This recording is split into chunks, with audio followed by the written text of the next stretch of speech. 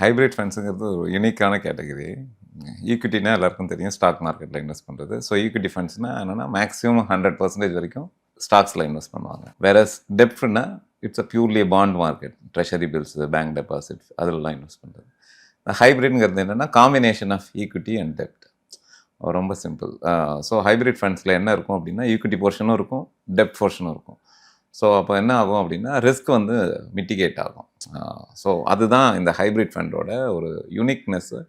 இன்றைக்கி mutual fund இண்டஸ்ட்ரியில் hybrid ஃபண்ட்ஸோட AEM அது வந்து ரொம்ப ஹியூஜ். கன்சிஸ்டண்ட்டாக அதோட ஏஇஎம் இன்க்ரீஸ் ஆகிட்டே இருக்குது. எதனால் அப்படின்னா இதில் வந்து காம்பினேஷன்ஸ் இருக்குது அப்படிங்கிறதுனால. ஈக்விட்டி ஃபண்ட்ஸில் என்ன பண்ணுவாங்கன்னா 10 to 100% வந்து ஈக்விட்டியில் இருக்கும். ஒரு 10% தான் டெப்டில் இருக்கும். டெப்ட் ஃபண்ட்லேயும் அதே மாதிரி பியூர் டெப்ட் ஃபண்ட், அதில் ஈக்விட்டியே எக்ஸ்போஷரே கிடைக்காது 100%. ஸோ இந்த ஹைப்ரிட் வந்து ஒரு யூனிக்கான கேட்டகரியாக இருக்கிறதுனால இதில் காம்பினேஷன்ஸ் இருக்குது. ஸோ இதில் நிறைய வெரைட்டிஸ் இருக்குது.